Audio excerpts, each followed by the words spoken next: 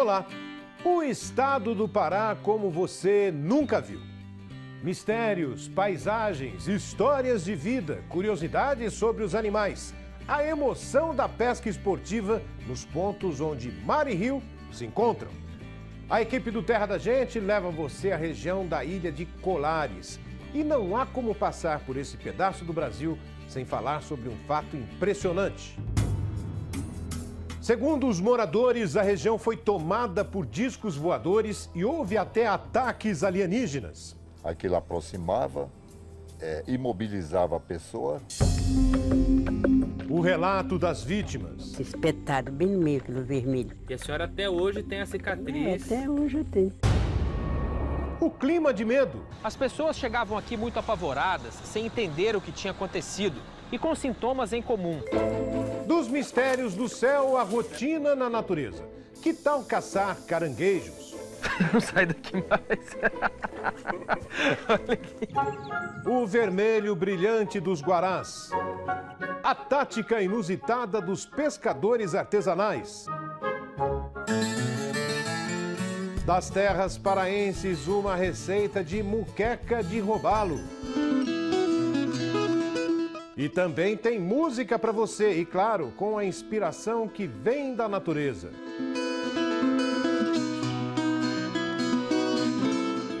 Operação Prato. Esse foi o nome dado pela Força Aérea Brasileira à missão para investigar o aparecimento de extraterrestres na região da ilha de Colares, no Pará.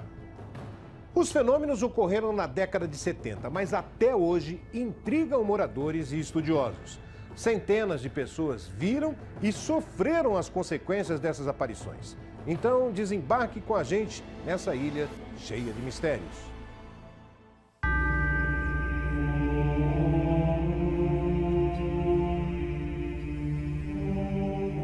Amigo ouvinte, se você tem algum relato a fazer, alguma história fenomenal, nos procure. Histórias inacreditáveis.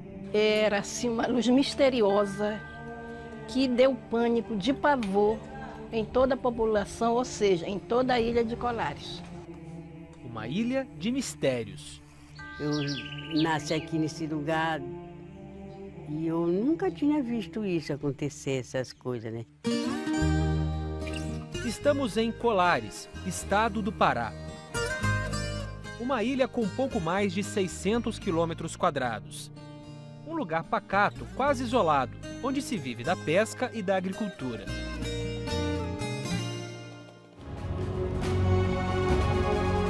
Este foi o cenário da maior operação no Brasil que se tem notícia para investigar os objetos voadores não identificados, os OVNIs. Isso foi há mais de 30 anos, mas até hoje o povo daqui convive com uma dúvida. Foi delírio coletivo ou um ataque extraterrestre?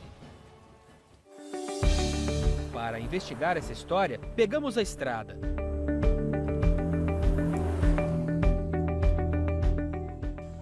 Olá. Vai lá. Bom dia, dona Carmita. Bom dia. Em 1977, dona Carmita tinha 43 anos. Em uma noite, como todas as outras, se deitou ao lado do marido e da neta, quando algo inesperado aconteceu. Me deitei com o braço assim, na cama. Aí, quando eu vi aquela zoada veio, uma zoada muito fininha por cima da casa, né? Aquela zoada veio, e eu estava assim, mas eu estava escutando. Aí que quando eu vi aquela claridade em cima de mim, né, da telha, aqui, por cima da casa, aquele vinha descendo assim, um negócio desse tamanho assim, né, aquele negócio vinha descendo. Aí veio, que quando chegou, ele sentou aqui, olha, tracou aqui no meu braço, aquele negócio, tracou. Aí pronto, aí eu não sei mais, né? Fiquei amortecida, aí eu queria me mexer, não podia. Aí passou assim, mais ou menos um minuto, quando a minha netazinha se acordou e me bateu. Quando ela me bateu, aquele fogo do meu braço, né? Aquele fogo do meu braço, aí eu fiquei me batendo na cama, aí bati as minhas pernas, aí ela chamava, papai velho, não tá dando negócio na mamãe. Dona Carmita diz que não conseguiu dormir naquela noite e amanheceu com as consequências do suposto ataque. Quando foi de manhã, eu não tenho vontade de me levantar. Fiquei muito fraca, sabe? E no braço tinha algum sinal? Amanheceu tudo roxo isso aqui. E aquele negócio assim, espetado, bem no meio do vermelho. Como se fosse um buraquinho. E a senhora até hoje tem a cicatriz. Até hoje eu tenho. O caso dela não foi o único. Nos dias seguintes, multiplicaram-se os relatos de gente que teria sido alvo do mesmo fenômeno na ilha e nos arredores. Foram 400 ao todo, segundo o levantamento da Força Aérea Brasileira. Pessoas morando de um lado da ilha, de outro lado da ilha, em diversas localidades bem diferentes e distantes, relatavam as mesmas coisas destes fenômenos inusitados. Todos os relatos praticamente eram iguais. Aquilo aproximava, imobilizava a pessoa e depois começava a sugar alguma coisa, que eles acreditam ter sido sangue. Era uma cidade em pânico. A maior parte das vítimas foi atendida no posto de saúde de Colares. As pessoas chegavam aqui muito apavoradas, sem entender o que tinha acontecido e com sintomas em comum: dor de cabeça, tremores, amortecimento em parte do corpo e queimaduras de 1º grau no lado esquerdo do peito ou no braço, além de 2 furos bem pequenos, como os de Dona Carmita. 2 pessoas teriam morrido dias depois de serem atacadas, mas a maioria sobreviveu para contar a história. Eu vi a luz e fiquei apavorada, que nessa época meus filhos todos eram pequeninos. Parecia assim no mar. No mar, sentar, pousar em cima de coqueira, de saizeira, uma mangueira qualquer. Até em cima da casa, era mais o medo que a gente tinha, né? O pessoal começava a gritar e bater lata, fazer fogueira, entendeu? Soltar foguete para espantar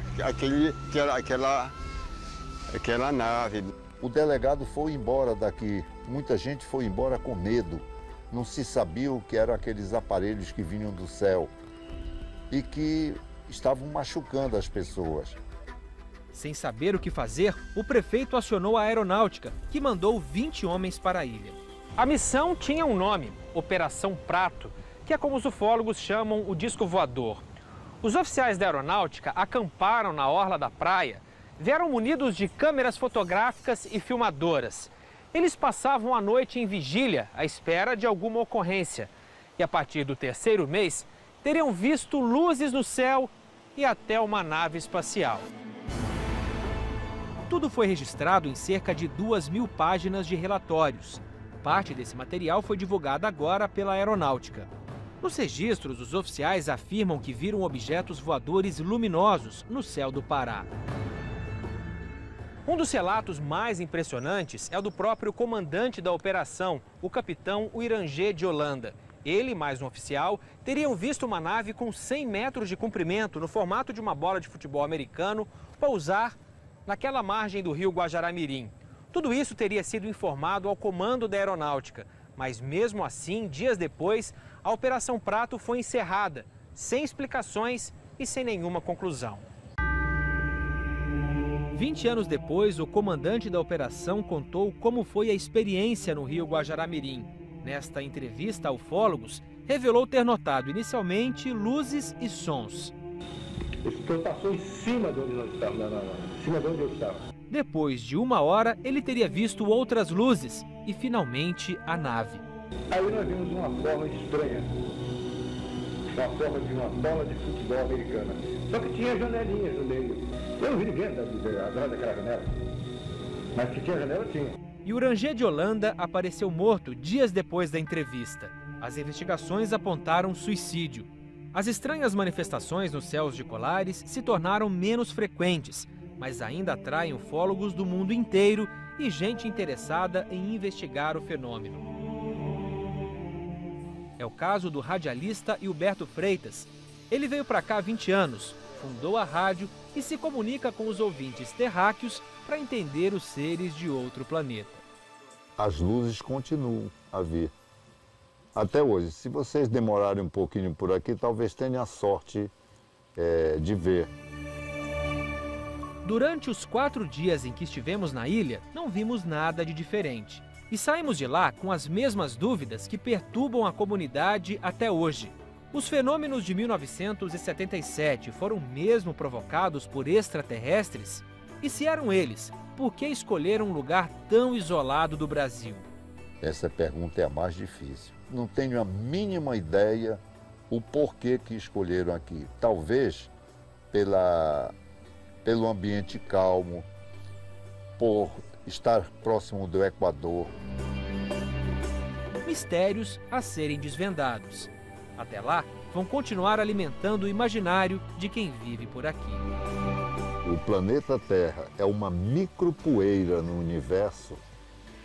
Então, só aqui nessa micropoeira que existe vida, de jeito nenhum. Será que a gente esteja num mundo de duas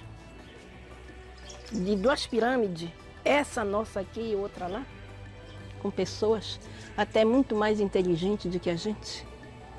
Não se sabe. Só Deus.